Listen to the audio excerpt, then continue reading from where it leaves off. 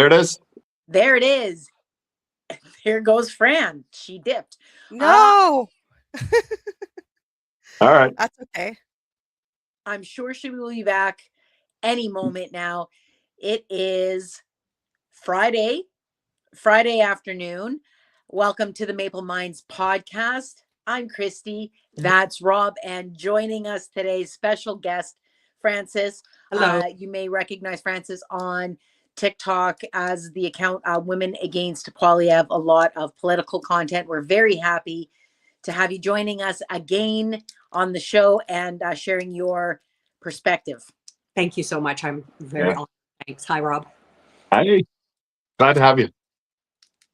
And you don't see Polly today. Polly is going to stay behind the curtains and act as a moderator with the comments. You're ignorant. She'll block you.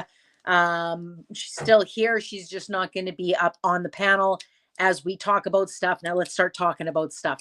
And what we're going to start with is we would like to start by acknowledging Canadian veterans who have fought alongside the Americans post-Trump ignorant comment. And ignorant is like the lightest possible, not strong enough word for what disrespect he said in that comment recently when he said that, would NATO, would they even be there for us if we needed them? And then implied that they stayed a little bit behind the front lines in Afghanistan.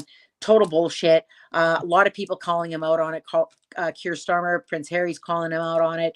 But we just wanted to start the show by acknowledging and thanking Canadian veterans for your service, for your sacrifice, and thank your families for their sacrifice too, because it isn't just the person, it's also the families that have to deal with loss of loved ones and deal with some of the scars that come back when our military goes overseas. 100%. And not just the people who lost their lives, but the ones who came back injured physically and emotionally and psychologically. So yeah. And the families. I think we need to make sure that people, like, we don't just take lightly Trump anymore. Like, we can't just be like, this is a new level of low. Like, we have to, like, we can't just normalize it. We can't normalize his actions, his words. I mean, his actions and his words have real world consequences.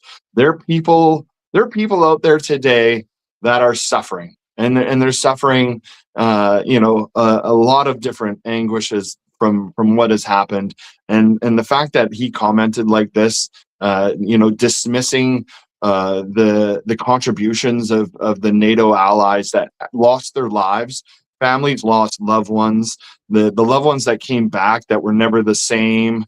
There's a loss to this, and the fact that he was so dismissive and made it seem like they were nothing and they didn't really mean anything to the United States, and almost came across as if the United States could have just done it by themselves, and they did do it by themselves, and the other guys just sort of waited in the back and were just there.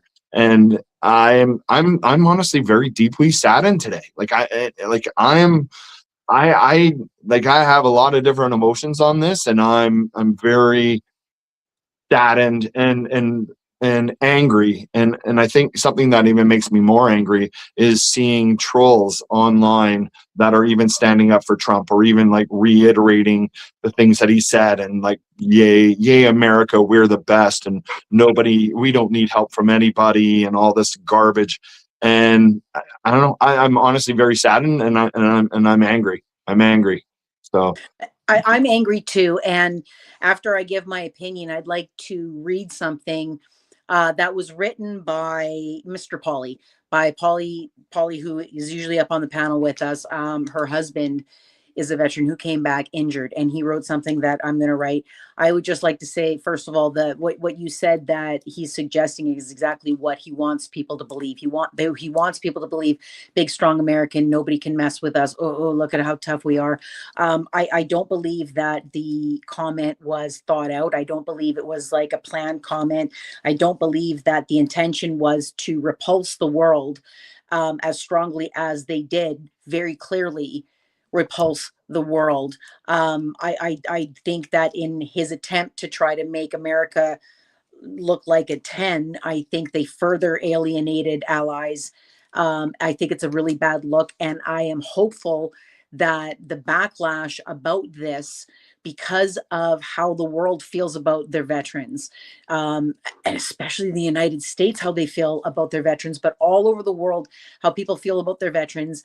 I'm hoping that that reflects on the person who said it, like Pierre did when he trashed the RCMP. Remember when he trashed the RCMP, he didn't think, I don't believe he thought it was going to be heard as much. I don't think he thought the blowback was going to be much, because of how people feel about the RCMP. I'm hoping that people around the world feel the same protectiveness against their military, and are disgusted and are repulsed by this comment, like many of us are.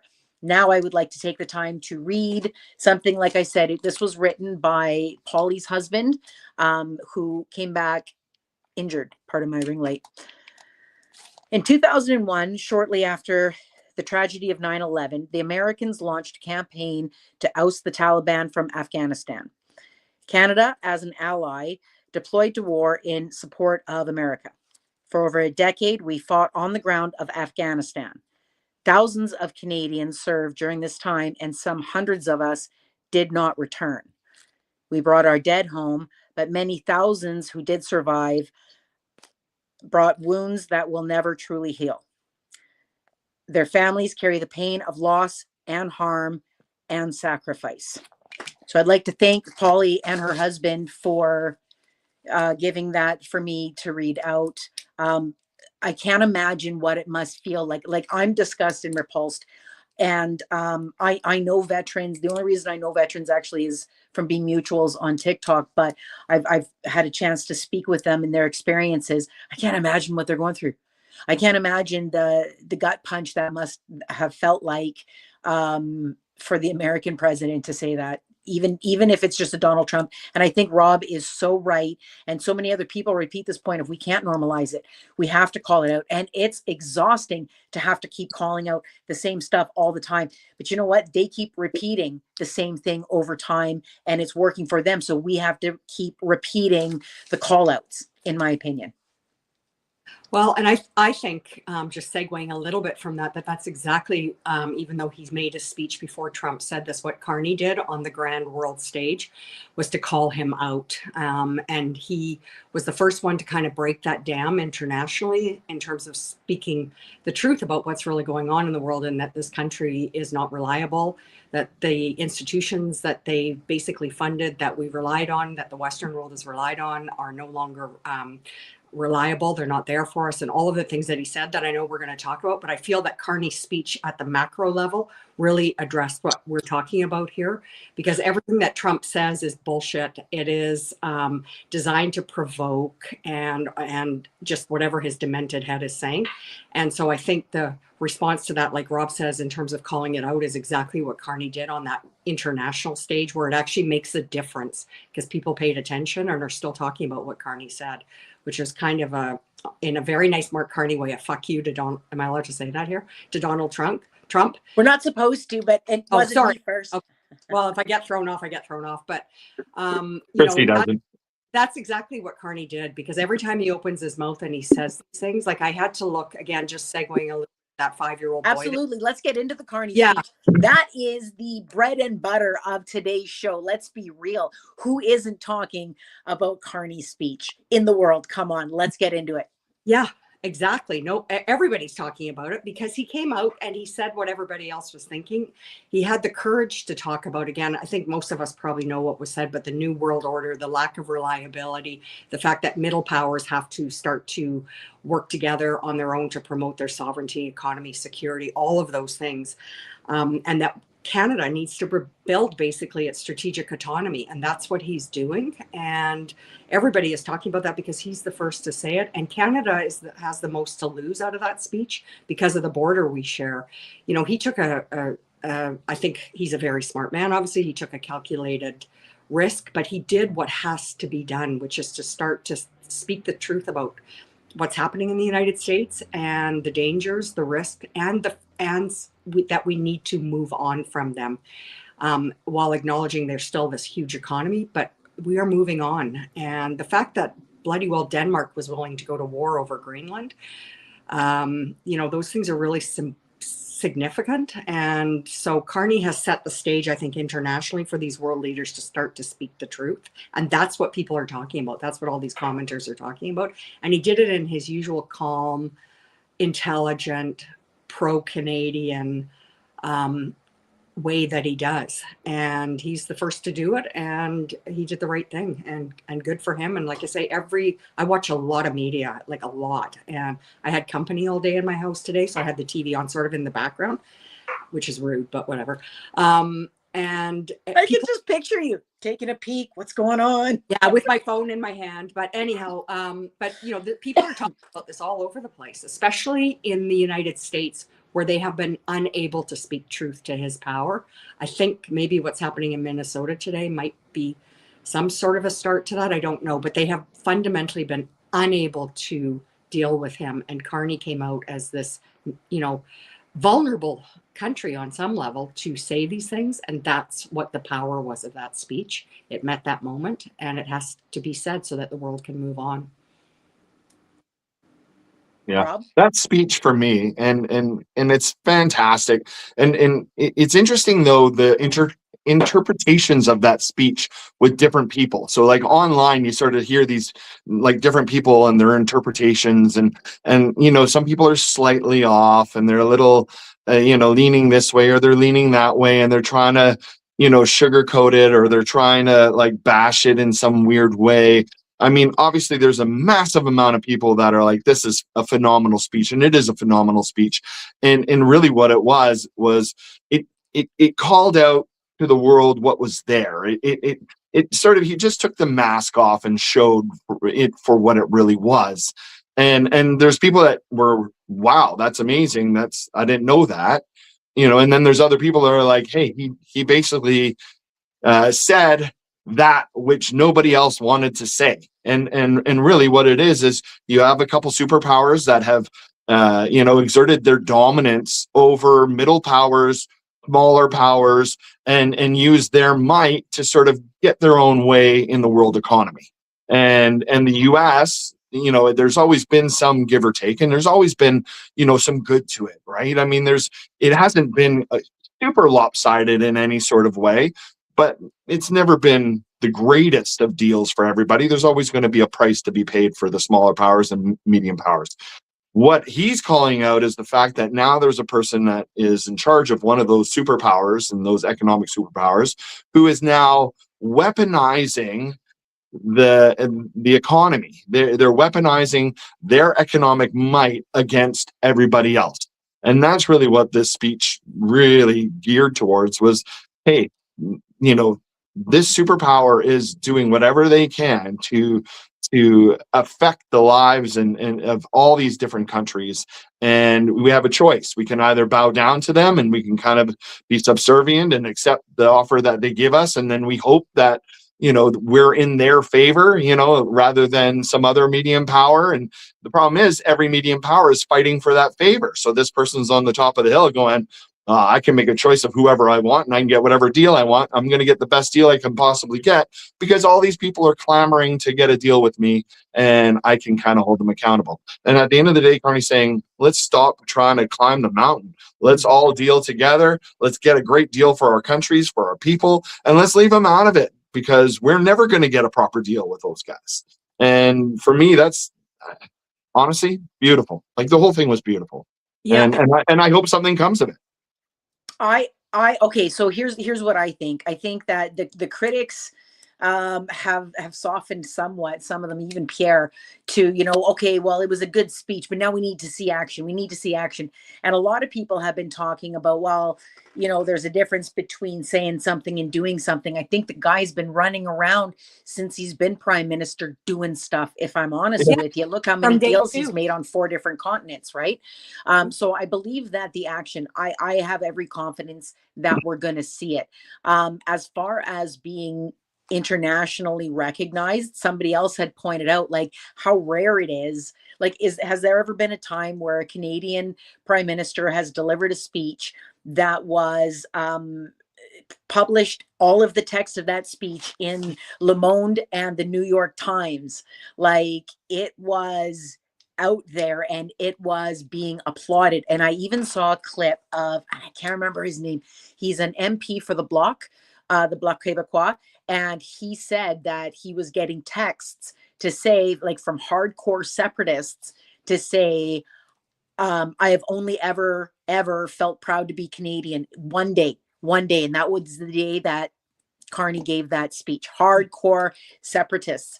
I think that spells very bad things for Pierre, but we'll get on to Pierre later on. One other thing that I heard about this speech was somebody questioning, will he be able to top this? This was such a celebrated speech. It was applauded. It was, like I said, it's in the New York Times, it's in Le Monde. Everybody's talking about it. People who would normally not be complimenting him, you know what I mean? It's big. It is the home run. Can he follow it up? Does he have more home runs in it, or is it, oh yeah, he's that guy that gave the speech, but now blah, blah, blah, blah? Oh, what do you think?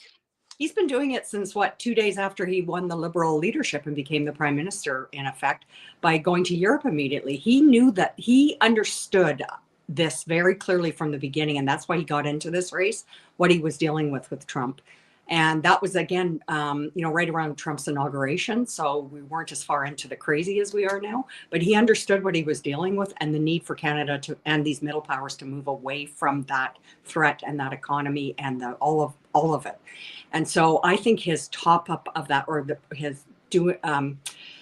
rising to the occasion of that speech, is going to be his future economic actions within Canada and outside of Canada. And that's why he's been traveling around the world, meeting with these leaders who obviously want to meet with him, who know him, who treat him with incredible affection and respect. And they are willing to put their money into Canada. And those deals are, you're basically shifting a world economy. You're certainly shifting the Canadian economy away from the United States. And that's not a by next Tuesday endeavor. That is something that's going to take a lot of time, but it's also going to gain momentum as it ramps up. And he's only at the beginning of this. So I think that the top up of his speech, or topping that, is going to be in his actions. And you're seeing that already with the amount of trade that's going away from the United States, that's going to other countries. I saw a bunch of stats today around the Port of Montreal, what's coming into the Port of Montreal, which is quite increased over previous months. Like, a lot of the economic indicators are good. I've also seen economists in the United States say that they really thought that even these extra tariffs that Trump has put on steel and auto parts and lumber would really not break our economy, but have much more serious impacts than they have, and that we've actually done, given the pain of that, quite well.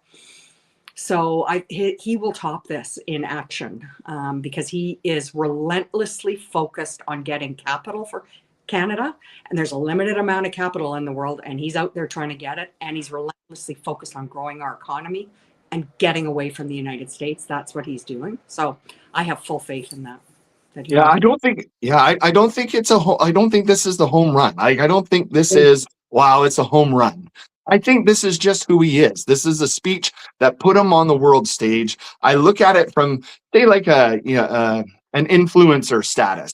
This is someone who's been a medium influencer who put something out there, who's now skyrocketed to fame in the influencer world, right? I mean, obviously this is politics and it's not the influencer world, but this guy has just now got 100 million followers, and now all eyes are on him. There's going to be a lot more focus on him. What actually that speech has done is it is actually opening up more doors to Canada. There was a report that came out that basically said, after that speech, the world and a lot of different economies around the world are looking at Canada as being a very favorable option for investment. Yep. And that's never been the case before. So now there's a more favorable option around the world looking at Canada for that investment, which is going to bring a lot more money into our economy, and it's going to shed a lot more light onto a lot of things that we're doing. On top of all of that, there's been like some head financial people, independent financial people throughout Canada who are now saying that there is a big buzz out there that Canada has become this new viable, economic investment opportunity as well. So even on that side, they're talking about it. So, if anything, for me, I think this speech wasn't a home run. I think it was a door opener for our country. It was him coming out there and putting us on a world stage where everyone goes, that's the leader. Man, that's phenomenal. I will invest in this guy, because this guy, I have confidence in him, and I have confidence in the direction of their country. I don't have confidence in that other guy, but let's do this. And for me, so I look at it a little bit differently, but I do see massive doors opening up for us from this, and I see us just taking it to the next level, and hopefully we can just keep going from here. I totally agree with you. Totally. This is part of his continuum of leadership since he won basically, the election or the leadership race, and he's going to keep going. And you're right, it is a door opener, and there is limited capital in the world, and he's going out there getting it, and he's being very methodical and leveraging his relationships and his intelligence and his economic expertise. And that is something that very few people can do. And I also think that this sounds trite, and I don't mean it to be, but I think he is a very, very good man, like a nice man. Yeah. So along with Yeah. the intelligence, the drive, the ambition, the power that he has now as the prime minister, and this personality, he's well respected. People like him. And I actually think from everything I've seen, I like to say I don't care, but it does matter, is that Trump likes him too. Trump, I don't know if he likes him, he respects him. And, in that speech, or was it in the speech or before that, he dropped, that maybe it was in a presser. It's like, well, the last time, when Trump and I were talking, they talk and they communicate, I think, all the time, even if Trump is mad at him and does his weird middle of the night posts. He wants to be in Carney's orbit, because Carney is a powerful guy on a lot of different levels, not just politically. Yeah. He really is. And as far as being respected, I remember Henry Paulson. He used to be the Secretary Treasury of the United States in 2008 when they had the bumps, right? The whole system crashing bumps. And he said that he's never met anybody who's worked with Mark Carney who doesn't completely respect him and like him. And I think coming from somebody with that experience in that world, I thought that was a good reference to the respect that he's enjoying all over the world. I also think when we talk about after his speech, I wonder how much Googling happened after some of the words that were being used. And let me tell you something. Normally, I'm all over that. Normally, I would be criticizing that and saying that he should have used language that is more common for a better chance of more Canadians being able to understand it. How this wasn't a speech. Canadians weren't the audience for this speech. The world wasn't the audience for this speech. The World Economic Forum was the audience. So I think that the language was appropriate for that audience consideration. But normally I would be criticizing it because he used a lot of $100 words, man. Yeah, you know what's funny is it totally reminded me of back in the day when I was in college, and I was doing the political science thing, and philosophy and all that, and where you would actually have to read something and then kind of put it into layman's terms, like kind of and that's really what the speech was for me, was breaking it down section by section, everything he was trying to say, and just trying to break it down to what is the real meaning behind this. And Fran, to your point, I think Carney is the person that I think a lot of people should strive to be. Like, I think this is a good person. He's a good person. Like, you look at him and you see all the things he does. You can see it in his face. This guy is a nice guy. Like, he's a good person. He cares about people. He cares about like what's going to happen. Like, he truly is I'm sitting there going, man, I wish one day I could be like him, like being that nice of a person, being that good, like I think Good-hearted. that's why he gets I think that's why he gets fans from people who disagree with him politically who wouldn't normally be fans of his. I think that is part of his appeal. So here's my next question. Because there are a lot of rumors of the Liberals wanting a spring election and securing a majority, Rob and I have talked about this before, about how we think it's probably more likely that after the leadership review, more floor crossers come, and then he doesn't need to get an election. If that doesn't happen, do you think that the Liberals are going to push for an election, or do you think they're just going to keep pushing forward with what Carney's doing and hoping the votes go their way? I think that they will keep pushing forward. I think there will be floor crossers. I actually saw somebody say today that they hope that the first one happened during Poilievre's speech at his convention on Friday or Saturday. That would be great. But I think there will be floor because I have to, well, I don't know who they are, but I have to believe that there are Conservative MPs sitting there, as I said last time, who want to be on the side of Canada.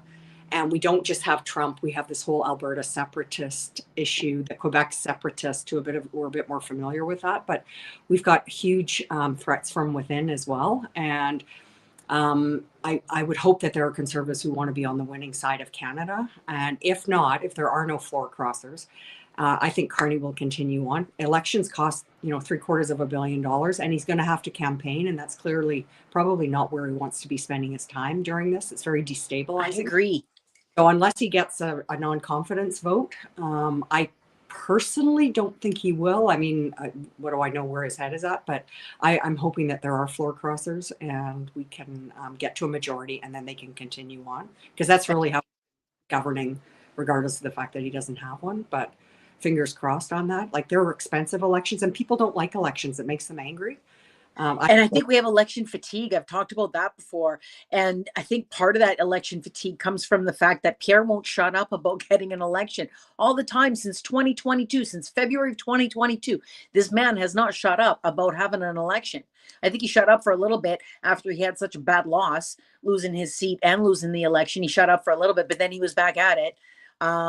He is a little bit quiet about Carney's speech, though. He released a statement. It was a few pages, I believe, and I think it was released through other people on social media or maybe just on their website. I think it's weird. I think somebody in his position would have made something a bit more visible, like put it on your own social media instead of just retweeting criticism of the speech. And then he did a video, a 12-minute video, 12 minutes. I didn't watch the whole thing. I couldn't do it, talking about it, but he is a lot quieter than he normally would be. I think that is for fear of the leadership review, of not pissing the wrong people off going into leadership review. Do you guys disagree? Yeah. Here's the thing. He's going into his leadership review.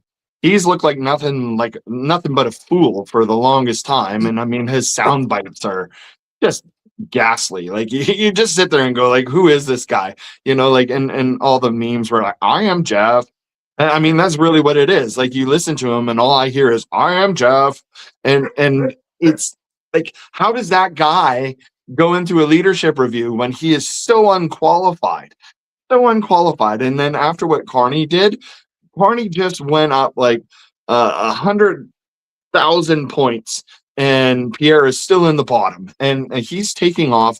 Pierre's just, the Conservative Party needs to do better, and Pierre is not that person. And if he still passes this review and he's still the leader, actually, there was something that I saw where they were talking about how how he did something on purpose with the convention being on the same time as the Ontario convention, where a lot of those people are going to be at the Ontario convention. So he's almost guaranteed to have a majority of the votes to maintain being the leader. And I mean, that in itself, if I was part of this, conservative right-wing pumping group that wants the Conservative Party to be strong again, I would be completely disappointed in just that alone. I mean, there's no real review. There's no real fight for the position. He's sort of giving himself his own position again. But and honestly, the whole thing's just a bit of a joke. And I think everybody who's looking at Pierre Poilievre as the answer, honestly, you just put your eggs in the wrong basket, because there is no bottom to that basket, and they're just coming out. So Yeah.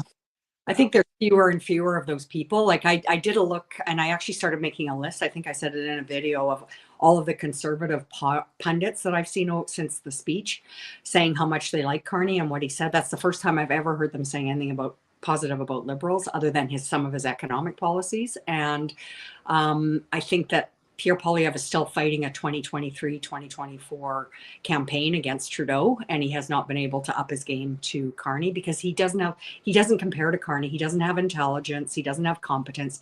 I watched his rebuttal speech, and all he really talked about was the same old grievances about housing costs and et cetera, et cetera. Most of what he said is not borne out by facts. I follow that stuff, and what he said was not true. He could not address anything internationally. He was incapable of doing that. Talked a little bit about Trump, but I mean, I think fundamentally he's very aligned with Trump, and that puts him in a very difficult spot right now. And he just cannot compete with Carney. He's just a really low level guy. And I think the party is in trouble because they don't have anybody to replace him. There's no Carney waiting in the conservative wings to come as an outsider that I'm aware of. I don't know if you guys have heard of anyone. No. With these kind of losers like Giovanni and horrible, dumb people who have sycophanted him throughout all of this, and they're not credible from my perspective. So I think he's padded the thing, and he will win his leadership review. And I can only hope that losing an election with a lead that he had and losing his own seat is really politically the ultimate humiliation. And he just keeps going. They don't care. They like being humiliated, I think, because he gets to live in that house. He gets the money, he gets the bubble that he's in, and all the hubris and the pats on the back. So he will win his leadership unless something really bizarre happens and somebody tries to pull a coup on him. I did see a funny thing of somebody who wrote, wouldn't it be hilarious if Ford from Ontario showed up there to usurp him? But yeah, and, I could see. He's just usurp. Yeah, he has no heft. He has no heft. He's fighting a 2 year ago campaign, and he lost that because he didn't. And he's been unable to pivot. And even today, I saw on some of the pundit shows that they were saying he needs to pivot. He needs to pivot. And I'm like, he can't pivot. He can't. He can't. He's not capable of it. So he's going to bluster through. And even that sad little speech he made, I watched the video, and the production value of it, everything was orange. I thought that was weird too. Yeah. His face, the background was orange. His eyes, the lighting that they had the light right in his eyes, and they looked all watery. And I'm like, who does this for you? Do you not have skookum comms people? So he's like Trump that way. He's a self-humiliating loser. But I don't underestimate him, because you never know what might happen. Well, Never underestimate. I still think just the fact that he had to go to a sure thing riding to get in, like that's something that people didn't really focus on. But how, he had to go all the way to Alberta to an absolutely sure thing. Absolutely sure thing. And here's the thing is, I get it. I'm sure a lot of people would do that. But how weak do you have to be to have to go to a beyond sure riding? Not even like a solid riding, like a riding where literally Sure, you could be dead and they'll still elect you because you're still conservative. That's the riding you go into. So in my mind, to me, that is the ultimate weakness, and I mean, you already lost your seat. Here's the thing. He's now this kid with a participation ribbon going, I won. But he's not gonna run there in the next election. It's already been announced that Kurek's gonna run in that election. So where's he even gonna run? Wouldn't it be funny? What happens if this guy wins the leadership? They're stuck with him. Yeah. And then he loses his seat again. Oh my gosh. He needs to just run. The content I could make. Oh, Yeah. He needs to run in his original riding. Do the work. he can't Go beat do the Bruce work. Fanjoy. I don't think he can. I It doesn't honestly, matter. Go truly do do the not work. believe He he can needs beat to. Bruce Fanjoy. I How don't. can how can the leader of the Conservative Party, this guy is the leader, second behind, whatever, Carney, can't win a riding against Bruce Fanjoy. It's not I'm a like you're big fan going of up Bruce against Fanjoy. Carney in that riding. You're not going up against Carney in the riding. Yeah, Like, you are the that's his leader of the problem. party. How do you His do it? whole no pivot problem. When Fran talks about, he's running a 2023, 2024 campaign, he's running on the other guy is really bad. You have to pick me because the other guy is really bad, which worked when you were pointing at Trudeau. But when you're pointing at the guy that the world is celebrating right now, that the world is applauding, that so many people are saying, oh man, what it must be like to be Canadian. They're so lucky. When you're pointing at that guy and going, that guy's bad, you need me.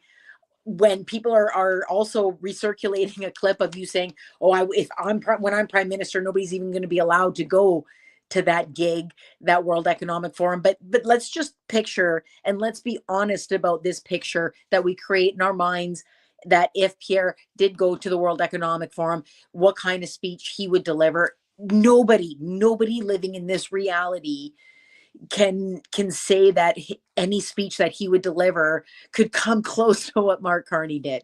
Oh, you know No, what? but you know what would be exciting is if he had an apple at that speech. Because then I would watch. I would watch him eat an apple while he did that speech. That would be the only thing. He would be standing, I guarantee you, with that group of dictators and authoritarians that are on the board of peace. That's the board of peace. Yeah. Like he did when Joe Biden came, and greeted him in the lineup and laughed in his face. And he'd be standing there all puffed up because he was with his, with other leaders, and Trump was shaking his hand. That's the kind of guy he is. And Canada doesn't want that. I'm sorry, they make themselves really clear. Even people I know who kind of supported him because he's a conservative and they didn't like Trudeau, they're like, no. I know a couple of very hardcore business people in Vancouver, men. And one of them said to me, I cried when I saw Carney's speech because it made me feel so Canadian and it made me feel proud. And it also gave me hope that we can come through this Trump thing. Pierre Poilievre doesn't inspire that. He doesn't know what he's talking about. He's an ideologue and he's surrounded himself with those people, and like, I've seen a couple of commenters, and I don't know if this is true, say the prime ministership is Carney's as long as he wants it with this opposition, because they're so dismal. And the NDP, I mean, I'm a supporter of the NDP. I vote NDP provincially, not federally, but I don't not support them. And what I see as a group of people that also in that leadership role cannot rise to the occasion. They're still behaving like 2023 and 2024 and not addressing what this huge elephant in the room is. And what are the solutions for us to get through this? They're not able to do that. Anyhow, I know that's not on our agenda, but no, that's okay. But I'd like to talk about it actually, even though it's not on our agenda, because there's an event happening, I think in February, leadership, something NDP, something about the NDP leadership race. But I agree with you. If you can't, and it could be that some people are still stuck in 2023, 2024. You're past COVID, so you feel like you're progressing into the future too. But it's not. It's 2026. It's a much different world. And I understand that, a little while ago, the difference of 2 years wouldn't feel that much. These 2 years, it's a completely different paradigm. It is. And I think that if you're going to lead any political party, I always say you can't effectively solve a problem unless you're honest with yourself about what that problem is, not what you wish that problem would be. And we don't have the problems of 2023, 2024. They're a lot louder now. And that's what Carney said, right? We have to deal with the world the way it is now, and this is not an option. That's exactly what Carney said. And these guys, certainly Pierre, and I see it with the NDP leaders as well, at least Avi Lewis and Heather McPherson, those are the two I've followed the most. They're not able to pivot into this time either. They just can't. And that's really unfortunate for them as a party. It is. I'm not a fan of Avi Lewis, if I'm honest with you, because I think that he's a bit of a bullshitter. that could be for another show. We should do a whole nother show about, I think I talked about this, about doing one about the leadership race for the federal NDP and the BC Conservatives. That would be a fun show. Anyways, we've got about 15 minutes left, and I would like to talk about the Alberta separation, because I think it affects everybody, if I'm honest with you. I don't think it has to do with Alberta. I think it has to do with the American interest in that. So I'm hoping to talk about that in the last quarter of the show. Fran, what do you think? I think that it is a risk. It's a huge danger in Canada, because it's like what happened with Trump. It's like what happened with Brexit. You think it can never happen, and then it does, because enough people who don't know the issues and who get bamboozled by the promise will buy into it because they want easy solutions. And this Jeffrey Rath guy, who's the head of the Alberta Prosperity Party, has been meeting with the United States since July. This is not new, this thing that happened today where they talked about the 500 million, and Bissett went on TV and, said we want Alberta, et cetera, and they're going to separate. Like, this is something that's been in discussions for quite a while. And this is, again, like Poilievre, directly tied to Trump and to MAGA and to lining these guys' pockets by stealing our resources and playing people for fools. And I've watched some of their rallies, these separatist things, and it's all seems to me, from what I can see, like white middle-aged people. I don't know where those rallies are happening, if they're rural or urban, but people get bamboozled by that because they give you these very easy solutions. And Rath is a Republican supporter. He's a MAGA supporter. He's been very clear about that. He supports everything Trump is doing with immigration and everything. I'm sure he was very happy to see that 5-year-old child being arrested to use as bait to get his parents. Horrible.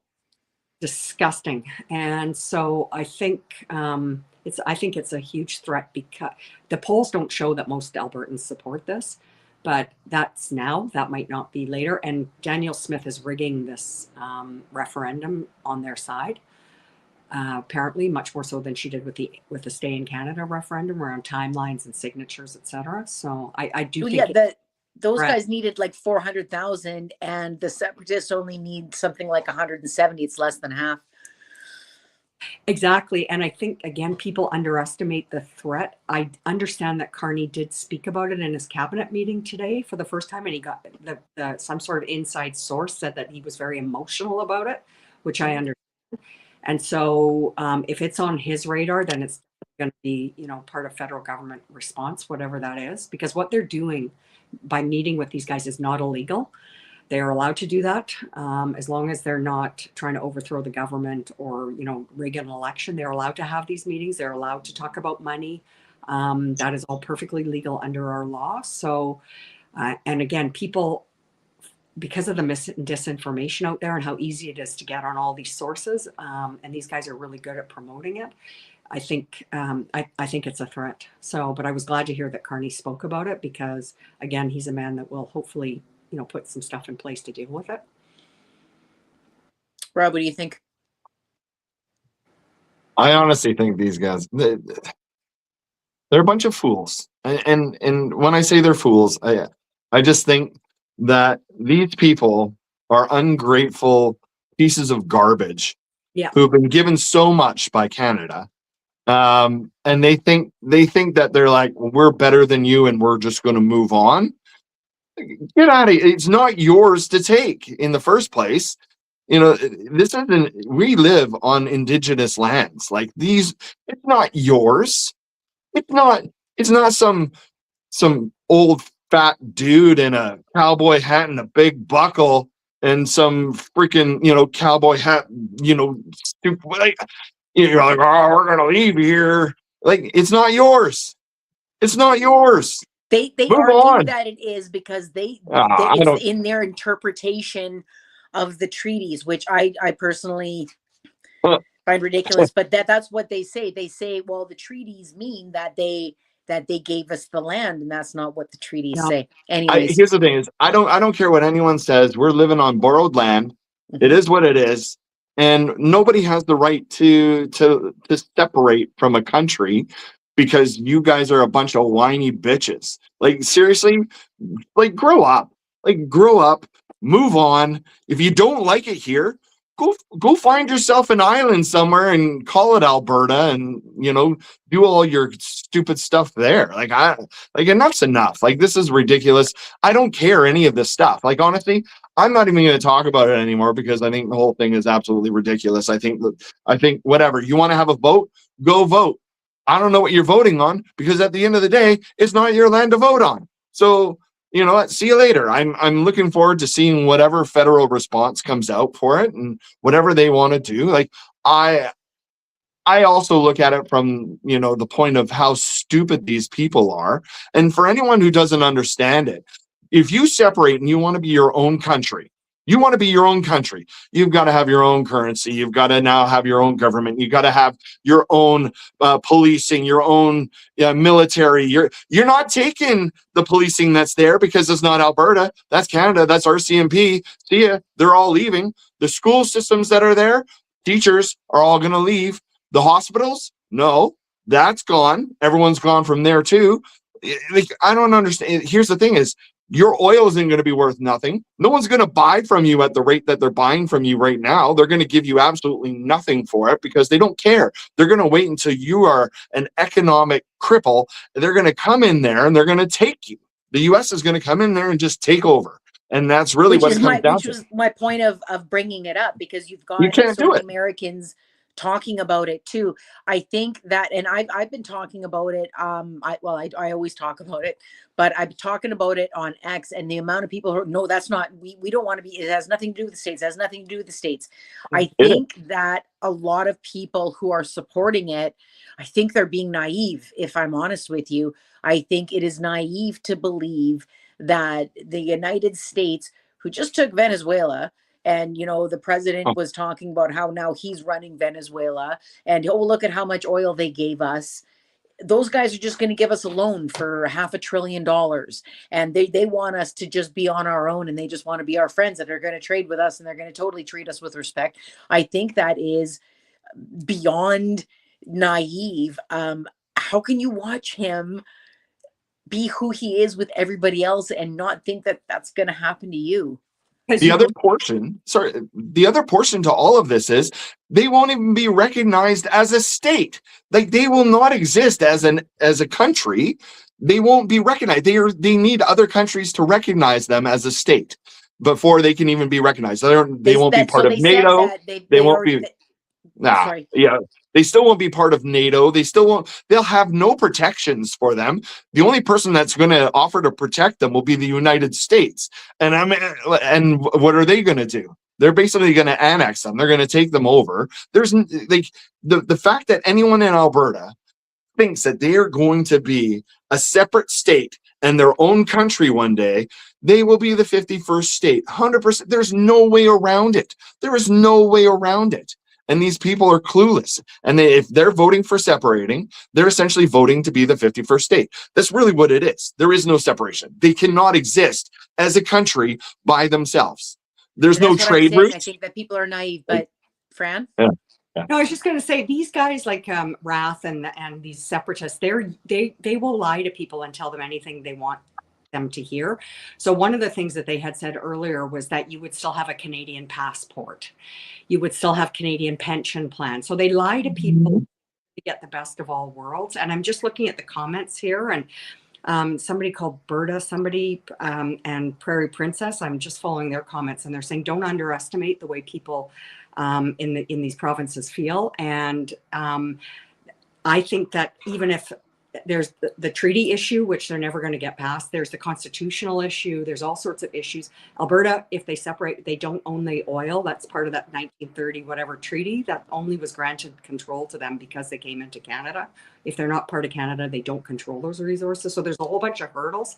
But the fact that they'll lie to people, to people who are maybe gullible or who don't know very much and who feel they have a grievance with Canada, they can destabilize for a long time. Like Prairie Princess says, they'll get us to separate piece by piece, even if you're not formally separating. It's the destabilizing of Canada again, like what happened with Quebec. And Quebec's economy has never recovered from those referendums. It hasn't.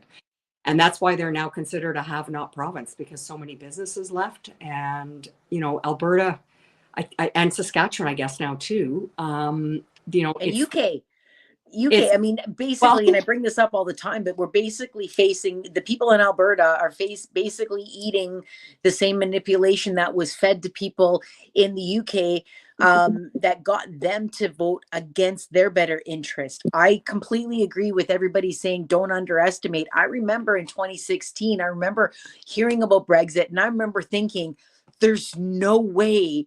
What a horrible economic decision. Who would do that?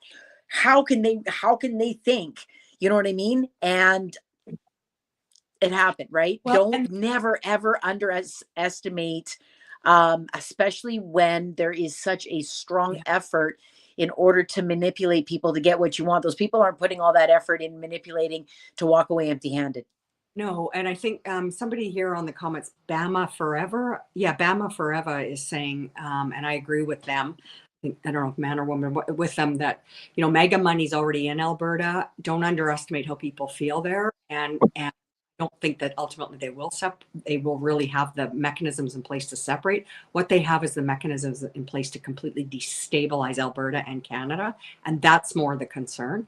And that's the Americans. We're not even talking about the Russians or any of these other who are spewing misinformation in Canada. Well, So I think, like, when we talk about misinformation too, and we talk about Alberta, and I think Rob brought it up about how Albertans just feel, so big and strong, and about how they have a problem with Canada. They believe that their premier is sending their money to Ottawa, that they work so hard and that they're so strong and that they deserve this life, I guess, that other provinces don't deserve, even though it's in our constitution with equalization payments. But the amount of people, when I did that video about how equalization payments actually work, from the guy that was talking to me with the tone of voice that implied that I wasn't being smart about when he's telling that they send money to Alberta. Like, I think that they think that Smith like cuts a check.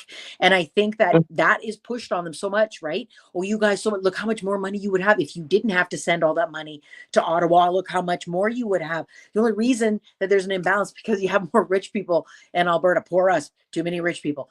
But I think that they are targeted heavily with information that manipulates them to think that they would be better off without Canada. I mean, whoever thought 10 years ago we'd be sitting here in a second Trump presidency, that voters in the United States actually voted for that en masse. And so it happened. And Brexit is small in comparison to that. And so I don't underestimate these people. And I think one of the things that I would hope that Carney can get to at some point is, the mis and disinformation in our media ecosystems, as well as the foreign ownership of our media. Those big picture things need to be dealt with, because again, I follow all of that really, really closely, and they are brutally anti-Canadian, and all of these nice little newspapers that, well, when I was younger, we used to always read in paper, all your Vancouver Sun, your National Post, all of those that are owned by Post Media, they're just mouthpieces for MAGA and Russia at this point. They really are. And Pierre Poilievre. It's absolutely appalling.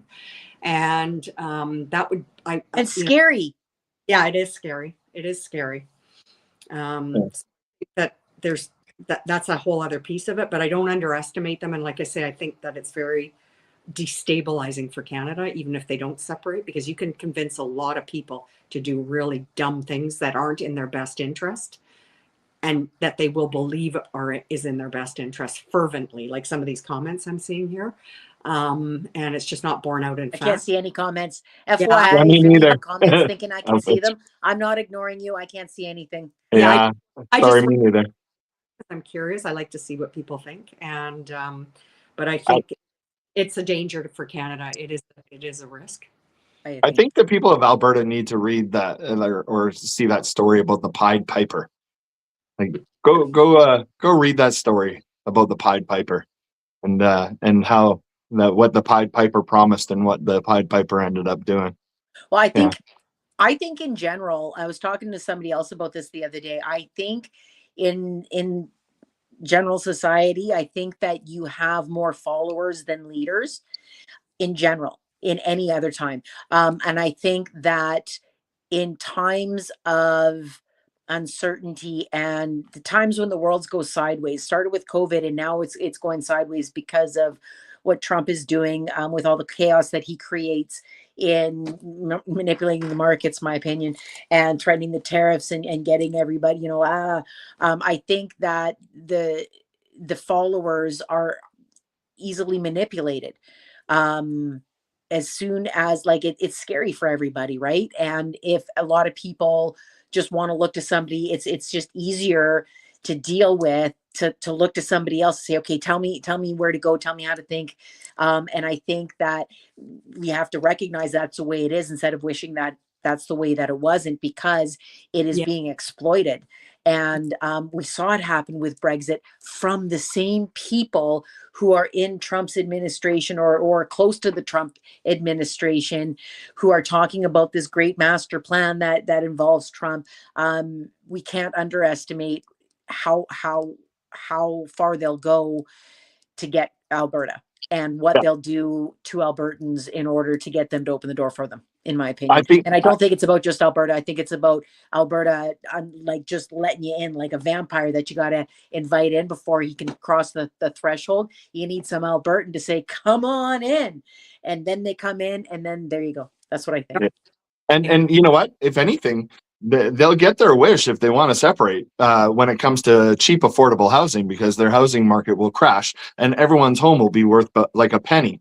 So, everyone will have nice, cheap houses to go get. But I mean, for those of you that have maybe a large mortgage and now your house is only worth $10, I mean, sorry. And Oh, there are well. very predictable economic outcomes when there's these kind of separations, and it'd be nice to see some of that talked about in these newspapers and in media that these kind of people might access. Like you say, Brexit, the United States, there's other countries that have done these separations and it never works, especially in this world economy that we live in. It just doesn't work. And I think also, and I'll just end with, I think people also take for granted what we have here in Canada. You take for granted that you live in a country of peace, that you can walk out of your door and nobody's going to hurt you or try and kill your kid or kidnap your 5-year-old child. You have the right to get, I know that medical care is difficult, especially in Alberta. That's the fault of Danielle Smith, but you can get medical care here. You're not going to go bankrupt. You can send your kid to school. You can drive, down the street. We have so many benefits to living here. And I think a lot of these people take that for granted. And that's what guys like Rath do. They're going to tell these people, you're still going to get all those benefits, but you're going to be able to, we'll be on our own and we'll be even better than we were before. And of course, that's a lie. So I think a lot of that is people take for granted here what we have. And they've never traveled anywhere. They don't know anything else that's going on in the world. And these guys will just lie to them and say, you're going to get all those benefits plus the benefits of separation, of which there are none economically, none. Yeah. At the end of the day, the separation hurts everybody. I mean, it's going to hurt Canada and it'll absolutely destroy Alberta. I mean, it really will. And I think people need to understand what goes into a separation and trying to create your own country and just sort of that nightmare of what happens next and how many people leave Alberta. And then what does that economy look like? What do those jobs look like? So there's a lot to it, and I don't think people really understand that portion of it and what the potential is. And really, the potential is they will flounder, and the U.S. will come in and pick up the pieces and move on in, and there'll be nothing anyone can do about it. Sad. So I would like to point out another country that had a separation movement, and that was Ukraine. They had a separation movement in Crimea before the Russians went in and took Crimea. I think that's another reason to not underestimate this movement, especially when you got Steve Brexit Bannon, saying things like Canada is Ukraine. He was talking about it in a different context, but it would be naive to think that, because I believe that a lot of the separation messaging, a lot of the misinformation and disinformation comes from the Americans, because they're the ones who want Alberta, just like the separation movement messaging in Crimea was from Russia. I think that on X, a few of the Alberta Prosperity or Alberta Separation accounts have been found to be from the United States. I think that we have to keep talking to Albertans about it. I think that there's a lot of people who are like, no, don't even talk to them. Don't even talk to them. I think you have to keep talking to them because, again, you can't underestimate this movement. They're not going to walk away empty-handed. They've invested a lot into wanting to get this province. They have their eyes on this treasure chest. They want to take it, and we can't let them. Yeah, and it would be interesting. I don't know where you are, Rob, but I live in BC. Christy, I know you do as well. And but yeah, Rob's too. Yeah, I'm just a little ways away from Christy. Oh, okay. So you were all in BC and Lower Mainland. Yeah, looking at the comments here, and it would be interesting to have this discussion. I have family in Alberta, so I talk about this a lot, but I don't live there. And I think that it'd be interesting to have this conversation with some people who actually live in Alberta who are thinking about this. And absolutely, we should set that up. That would be fun. I would love that. Yeah, really cool comments here, and I'm just like, oh, this would be great to talk to these people because they live there, from what they're saying. So, well, if you're not busy later on tonight, I can go live tonight if anybody from Alberta wants to join and talk about it, kind of last minute on a Friday night. Maybe you don't have better plans, but if anybody's in, message me. If not, maybe I'll go live. Maybe I won't. I don't know. What I do know is that our time is up today, so I'm going to wrap it up. And we will be back on Tuesday at 5 o'clock Pacific time, 8 o'clock Eastern. And then the following Friday, we want to thank our special guest, Fran, for joining us. Thank you very much. Thank you, Fran. Thanks, guys. And thank you, Rob, as usual. Yeah, thank you, Chris. See you on Tuesday. And I also want to say, I do want to set up a show where we talk about the NDP leadership and maybe the Conservative leadership, but especially the NDP leadership. Paulie asked me to bring up something before when we were talking just before we went live, and that is the number of Canadians who feel underrepresented or not represented at all, maybe even invisible to the current political parties, because it's so Carney focused or conservative. The NDP aren't even really a party. Well, they're not, like they're still a party, but they're not an officially recognized party. So we have a lot of people who feel that their needs are less likely to be addressed because they're feeling like nobody is taking them under their umbrella. So I would like to talk about that when we talk about the NDP leadership and who the best person to make people feel included would be. So if anybody's interested in that, let me know. I'm interested in that.